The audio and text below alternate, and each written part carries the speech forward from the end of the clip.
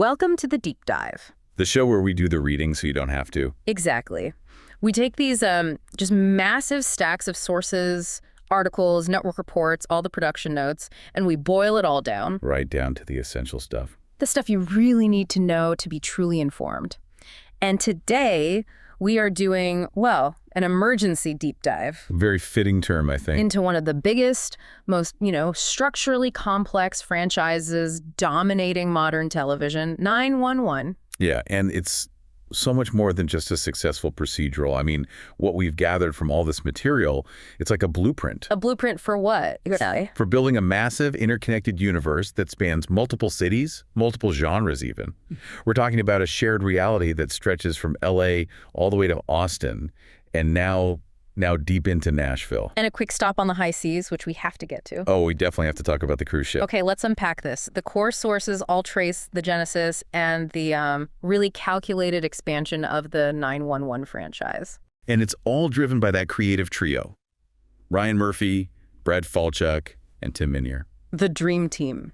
So our mission today is really twofold. First, we need to understand the creative and the business mechanics that let the flagship show, which launched back in 2018, just metastasize across the country. Right, into this universe spanning Los Angeles, Austin, and Nashville. And second, and this is crucial, we have to map out the specific character connections, the proof that these separate worlds are, really one shared continuity. And you can't really talk about that without talking about Ryan Murphy. I mean, he's often cited as the most powerful man in television today. And his style isn't exactly subtle. Not at all. It's built on finding this very specific, very successful balance. The DNA of this whole franchise is, at its heart, procedural melodrama. Okay, break that down. It revolves around first responders, firefighters, cops, paramedics, dispatchers. And they are constantly trying to balance these insane, high-stakes professional crises with their, frankly, often outrageous personal lives. That distinction, procedural melodrama, that feels key. It sets the expectation for the audience right away. It does. You know you're going to get the adrenaline-pumping rescue, the big, crazy event. We're also there for the character arcs, the deeply emotional stuff. Exactly. So what does this universe actually look like right now? What are the pieces we're dissecting? Well, we've got 4 distinct components, right? 4 confirmed, interconnected components. You start with the original, 911. That's the flagship, the foundation for everything. Then came the first spin-off. 911. Lone Star, which was a huge success, but just recently concluded its run. And now we have the new one. The newest entry, 911, Nashville, which is ABC's big investment in the brand. And we can't forget the curveball, the short-lived but really important one. Dr. Odyssey. The medical drama that proved just how far this continuity could stretch, linking in a completely different genre. That is quite a portfolio to manage, especially for broadcast television. Yeah, it's a huge undertaking. All right, let's start where it all began, where the first sirens rang out, Los Angeles. The original? The original 911. It premiered on Fox January 3, 2018. And this is really the show that established the entire template. The whole mix of high adrenaline rescues with those deep and, like you said, often messy character studies. And the success of that template, it really hinges on the cast they put together from day one. Oh, completely. The ensemble is everything. And these aren't just names. They are the absolute emotional pillars of the entire franchise. You have Angela Bassett as Sergeant Athena Grant. The unwavering anchor of the LAPD, just a force. And Peter Krause as Captain Bobby Nash, the leader of LAFD Station 118. He's this deeply burdened but ultimately stable guy. The Rock. Then you have the core team under him, Oliver Stark as Evan Buckley. The reckless one who has to grow up. He's kind of the audience's entry point into that world. For sure. He's the growth engine. Mm-hmm. Then Aisha Hines as Hen Wilson, who is just brilliant and pragmatic. And Kenneth Choi as Howard Chimney Hunt, who somehow manages to survive an almost unbelievable number of near-death experiences. I mean, it's a running gag at this point, how much he's been through. It really is. What's so interesting about that original group is how they deliberately represent different parts of the emergency world. You've got police, fire, dispatch, and their personal lives were intertwined from the very beginning. Oh, that was intentional. Athena and Bobby, for instance. They were a couple almost from the jump. Right, which merged the police and fire worlds at a core personal level. It was a brilliant writing move. How so? Well, by having Sergeant Grant date and then marry Captain Ash, the writers made sure that every professional crisis automatically had a personal stake. So if Bobby's firehouse is on a call? Athena is often running the police side of that same call. The drama is instantly doubled. That's smart. And the cast changed pretty early on, which forced even more dramatic investment. I'm thinking of Connie Britton. Right. She played the original dispatcher, Abigail Abby Clark. A huge name to launch a show with. But she only signed a one-year deal. Yeah, that was always the plan. So her departure after season 1 was baked into the show's design from the start. Which sounds like a massive risk. You're losing a central character after just one season. It was a planned risk. Her character's exit, going off to find herself after her mother's death, it created this immediate void. A void that needed to be filled. And a perfect entry point for Jennifer Love Hewitt in season 2. She comes in as Maddie Buckley. Buck's sister. Exactly, Buck's sister. So it's not just swapping one actress for another. You're instantly importing a massive personal drama right into the heart of the 911 call center. Because Maddie was on the run. She was hiding from her abusive ex-husband, Doug. Which immediately ties her professional role answering emergency calls to her own intensely personal emergency. That's classic procedural melodrama right there. It's the formula perfected. And the team at the 118 Firehouse kept evolving too. Ryan Guzman joined in season 2. As Eddie Diaz. Edmundo Eddie Diaz. And his addition brought in a really crucial new element. A single father. Right. With his young son, Christopher, who has cerebral palsy. And Christopher becomes a series regular himself. So, again, you're anchoring the high-stakes job with this huge emotional vulnerability of a parent just trying to survive and protect his kid. Always. And we have to talk about the character who provided that emotional bedrock for Athena's family life for so long. Her ex-husband, Michael Grant, played by Rockman Dunbar. Yeah, and his departure was maybe the most complex from a production standpoint. It wasn't a narrative choice, was it? It was very public. No, it was a real-world issue. Dunbar was a regular for 5 seasons. But our sources are clear. He departed in season 5 over the COVID-19 vaccine mandate that the studio, 20th Television, implemented. He requested exemption. Religious and medical, yeah. And they were denied, which led to his exit. And that's a key detail because it shows how modern TV production works. Sometimes real-world policy just dictates these major story shifts. And narratively, that must have been a huge challenge. You're writing out a character who is a loving co-parent, a stable presence for Athena and the kids, even after their divorce. It left a huge foundational gap. It absolutely forced the writers to shift focus even more heavily onto the strength of the Athena and Bobby marriage, their blended family. And we saw that family complexity continue. Her kids, May and Harry, they went from recurring to series regulars. That's the long-term investment. That's what keeps an audience hooked through these massive plot shifts. But even that stability was tested. With the most recent and maybe biggest departure. The loss of Peter Krause as Captain Bobby Nash. Losing one of the original anchors of the entire show. That must have sent shockwaves through the production. It was seismic. Peter Krause's character was killed off in a huge 2-part episode during season 8, back in April of 2025. After 8 seasons. 8 seasons. It marked the departure of one of the original leads and forced a massive reorganization of the leadership at Station 118. It proved that nobody, not even the most stable characters, are safe from the show's high-drama stakes. But let's step back a second and just look at the business resilience of this show, because its biggest high-stakes moment might have been off-screen. The network switch. The network switch. For 6 seasons, it was a beast for Fox. The sources confirm it was regularly a top 20 show. Oh yeah, like 15th overall in the 2019-2020 season. Over 10 million total viewers. Which makes the 2023 network jump so fascinating. It tells you everything about the value of this IP. It does. Fox canceled the series after 6 seasons in May 2023. And it was largely a financial decision. The costs were just escalating. But here's the key part. The key insight is that 911 was produced by 20th Television, which is owned by Disney. Fox was just licensing the show from a competitor's studio. So when the price tag got too high, Fox just made a business decision to let it go. A purely financial one. And Disney, knowing exactly how valuable and profitable its own IP was, immediately launched a rescue operation. The ultimate rescue operation. Exactly. ABC, also owned by Disney, picked it up instantly for season 7. They valued the proven audience, the characters, the global syndication potential more than the production costs. So it moved from Fox to ABC. Season 7 premieres in March 2024, and the brand is solidified. It was just too important for the parent company to let it die. It's a textbook example of vertical integration protecting a valuable asset. I mean, the fact that it's now renewed through season 9, which premieres in October 2025, Just confirms the engine is running as strong as ever under new management. And if you look back at how critics first received it, it kind of explains why it has this longevity. It does.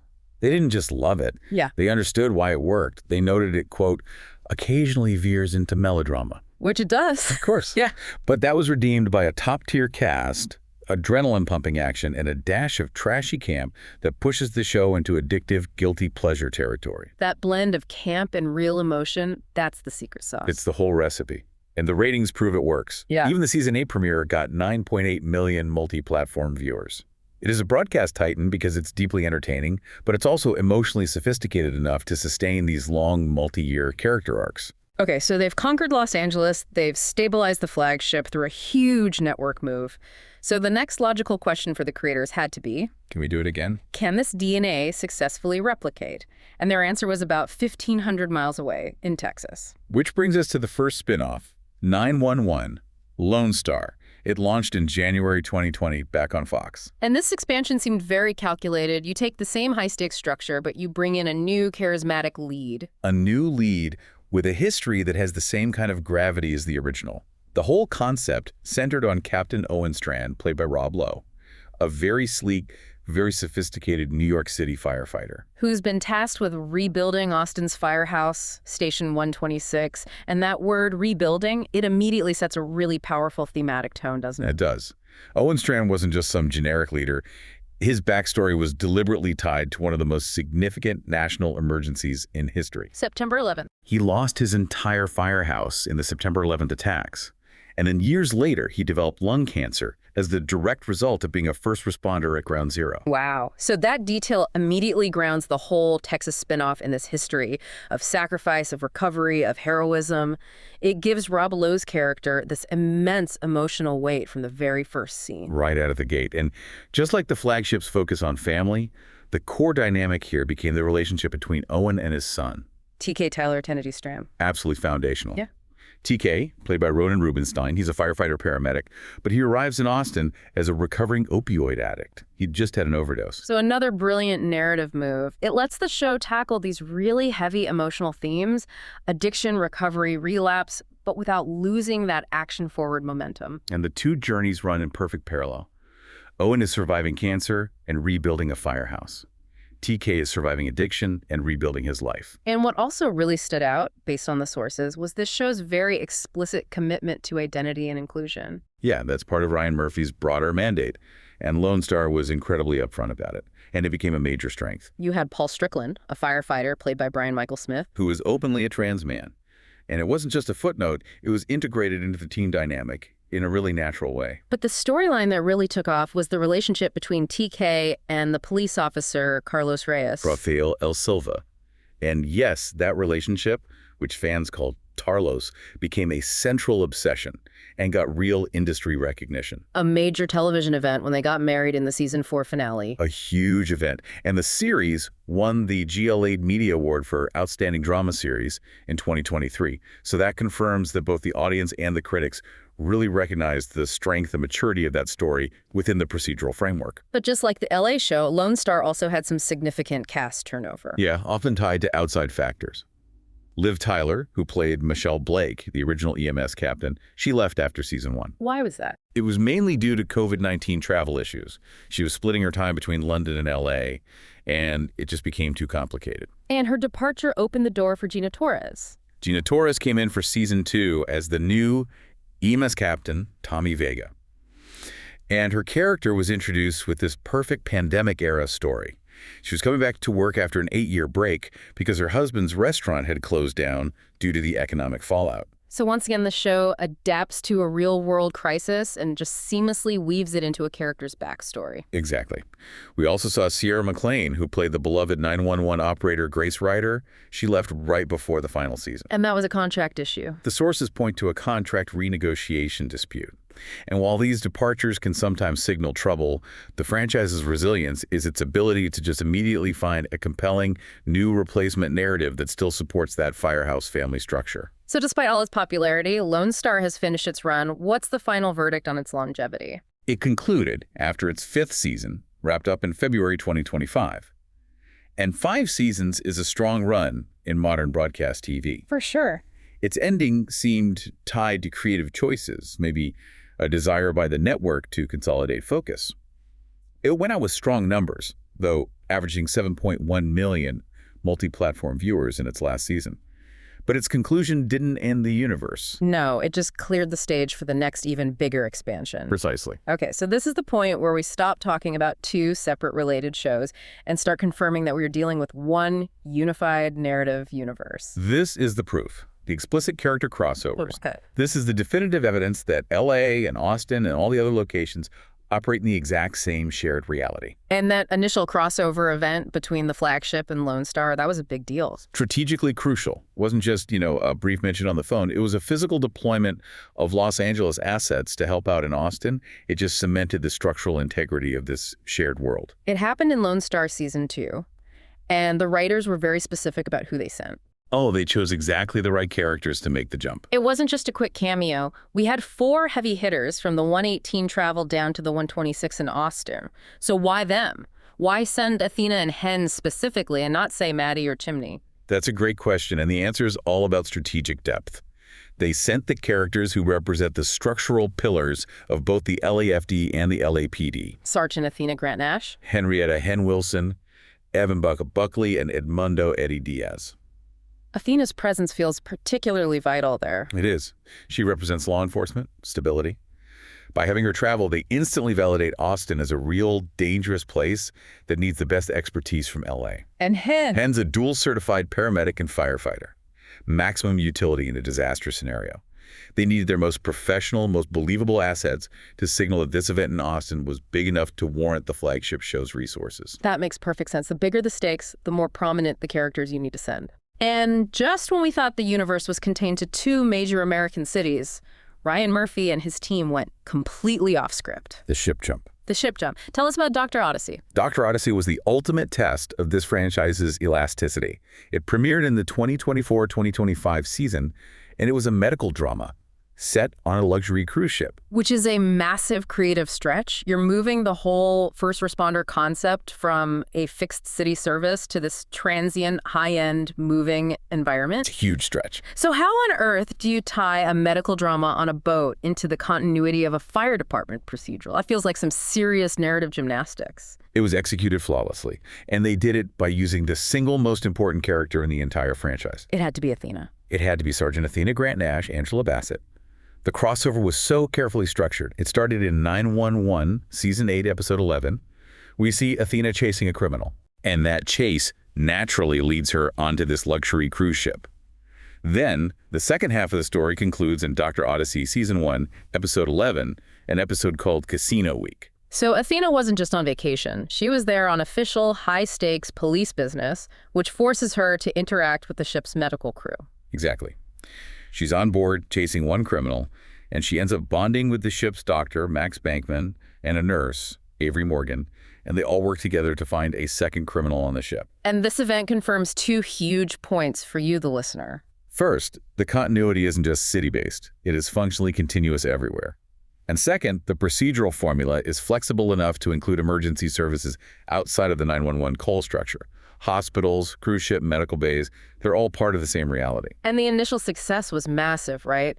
Dr. Odyssey got 13.6 million cross-platform viewers in its first week. It was ABC's most-watched drama debut in 4 years, a staggering confirmation of the brand's strength. The brand strength was undeniable. ABC had to have had huge confidence in it. They did. But this is where the business mechanics of television can override creative success.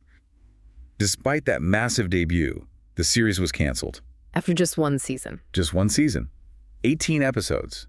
They pulled the plug in June 2025. Why? If the ratings were that strong, what happened? The issue, from what our sources indicate, was contractual complexity. It was tied to the transient nature of the show itself. The main cast's options expired. And it's harder to lock in talent long-term on a show with such complex logistics. Exponentially harder. So the rapid cancellation, despite high viewership, it highlighted a key vulnerability. The narrative can stretch to a cruise ship, sure, but the business model, the logistical stability, it seems to rely much more heavily on a permanent grounded location like a city firehouse. A successful narrative experiment, but a failed business structure. That's a perfect way to put it. So the swift end of Dr. Odyssey didn't slow ABC down at all. It just redirected their investment. Immediately, they pivoted right back to the tried and true formula. Take the firehouse concept and drop it into a new, culturally distinct American city. Which brings us to 911 Nashville. Commissioned by ABC in February 2025, premiered that October. This is the most recent, and you could argue the most ambitious, expansion yet. It confirms ABC is willing to go all in on the 911 brand after successfully rescuing the flagship. And the setting, Nashville, Tennessee, is the new cultural hook. It is. The creators have deliberately blended that standard emergency procedural format with the city's very distinctive musical culture. So they're trying to do what they did with Austin, but with a Nashville flair. What does that actually look like, character-wise? Well, you get characters like Taylor Thompson, a firefighter who is also a professional singer. Yeah. You're integrating the local industry directly into Station 113. And they brought in some big names. Yeah, they leveraged established stars for major guest roles. Kane Brown, the country star, was in the premiere. And Leanne Rimes plays a recurring character, Dixie Bennings, who is a singer herself, and a huge plot device. It lets them use Nashville's identity as more than just a backdrop. It's a narrative element. So what's the family structure here? LA had the blended family. Austin had the legacy of sacrifice and recovery. What's the dynamic that drives the Nashville firehouse? Nashville introduced what I'm calling the father-son dynamic 2.0. Okay. And it leans hard into high-concept melodrama from the very first minute. The show centers on Captain Donald Don Hart, played by Chris O'Donnell. A veteran firefighter who's also a rodeo rider. That's a very different kind of Southern heritage. Right. And he leads Station 113 alongside his official son, Ryan Hart, who's also a firefighter. On the surface, it seems stable, but the melodrama is in the secret. Secret son. This is where the Murphy formula really kicks in. Precisely. We are immediately introduced to Blue Bennings, played by Hunter McZay. And Blue is revealed to be Don's secret son from an affair. Making him Ryan's half-brother. Exactly. And the sources explicitly characterize Blue as a haunted bad boy stripper who desperately needs a fresh start. Wow. The first episode is just a whirlwind. Don runs into Blue, offers him a job as a firefighter cadet, and at the same time, Blue's mother, the singer Dixie Bennings, is hatching this revenge scheme against Don for staying with his wife, Blythe. That is the ultimate collision of personal drama and professional life. The show immediately establishes that Blue, the secret son, has to integrate into the firehouse led by the father he secretly resents. And work alongside the half-brother he's never even met. It's an emotional powder keg. It is. And the writers need a massive, immediate redemption arc to make his transition from bad boy stripper to firefighter cadet believable. And they find one quickly. Oh, yeah. In the 5th episode, Lost Children, Blue is trying to get his old stripping job back. He's outside the club, and he sees a drunken woman in a car about to hit a group of kids crossing the street. A completely random, high-stakes emergency that demands immediate self-sacrifice. Textbook. Blue drives his own car directly into the path of the drunk driver to stop her. His own car flips over, catches on fire. And he's rescued by Station 113, the very team he's trying to join. While he's recovering in the hospital, Captain Don Hart comes and tells him that this incredibly brave act has essentially completed the emotional and professional part of his firefighter exam. So his redemption and his entry into the 911 world are tied directly to this huge, heroic action sequence. That technique, using extreme life-or-death situations as a shortcut to character development and professional qualification, that is the pure engine of this entire franchise. And based on the numbers, the audience is responding in a huge way. The initial success is extraordinary. 911. Nashville got a stunning 19.29 million total viewers after 35 days across all platforms. All platforms meaning ABC and Hulu? Right. And this didn't just perform well. It instantly became the #1 new broadcast series in that crucial 1849 demographic. It proves that the IP, now fully under Disney's management, has not lost any of its power to draw a massive, dedicated audience. So we've tracked this franchise through 3 major cities, a successful network jump, a quick trip out to sea. The question is, how does the Ryan Murphy method, executed by this consistent creative team, so consistently replicate success in different places? The method really relies on the marriage of 2 different genres. You have the logistical precision of a procedural and the operatic scale of a melodrama. And they always start with a huge disaster. Always. An intense, high-concept, often physics-defying disaster. The Nashville pilot started with a localized tornado. That drives the plot. But the audience stays for the character studies. And critics have always pointed that out. Yeah, they consistently praise that balance. finding realistic emotion and genuine vulnerability in the middle of these massive, unbelievable action sequences. It's an unapologetic embrace of melodrama as high art. So this brings us to the key takeaways. What you, the learner, should really absorb from this deep dive into the 911 universe structure. Let's summarize those insights. Okay, the first takeaway is purely structural. The 911 universe is not just, thematically related. It is explicitly and physically connected through major crossover events. It's one cohesive world. A single shared world spanning Los Angeles, Austin, Nashville, and for a little while, the ocean. And the character of Athena Grant Nash traveling across state lines and onto a cruise ship, she is the narrative linchpin that proves the continuity's integrity across genres. From a fire procedural to a medical drama. Exactly. Okay, takeaway number 2. The emotional gravity of the franchise is maintained by tying every new location to a complex family dynamic. It is never just about the emergency call. It's about who is answering that call. You see it in the stability of the Nash-Grant blended family in LA. The legacy and recovery story of Owen and TK Strand in Austin. And now, the super complex Secret Son conflict with Dawn, Ryan, and Blue Heart in Nashville. The personal life isn't a subplot. It's the engine that drives the professional stakes. And third, the business mechanics. The business mechanics really underline the narrative strength. That dramatic 2023 network move from Fox to ABC, where ABC rescued the show and then doubled down with the Nashville spinoff, that solidified the brand's value as untouchable IP. It proved the core formula was bigger than the network it started on, one of the most stable, profitable assets in broadcast TV today. Absolutely. It's an incredible story of growth and resilience. But let's end with that final provocative thought, building on the different outcomes of the city-based shows versus the one at sea. The success of this procedural format, it offers this incredible elasticity. It lets the core DNA, the high drama, high stakes, high emotion, successfully transplant itself from LA to Austin to Nashville. But the rapid success and then cancellation of Dr. Odyssey, despite those huge ratings, it raises a fundamental question for you to think about. Does the franchise's ultimate long-term stability and success depend more on grounding its characters in a permanent community structure, a firehouse, a police department, rather than a transient setting like a cruise ship, where cast contracts and logistics are just harder to control? So it suggests that the local hero might be the key ingredient. It suggests the local hero, deeply embedded in a specific city's fabric, accountable to a fixed location. That might truly be the essential, non-negotiable ingredient that binds this entire sprawling universe together for the long run.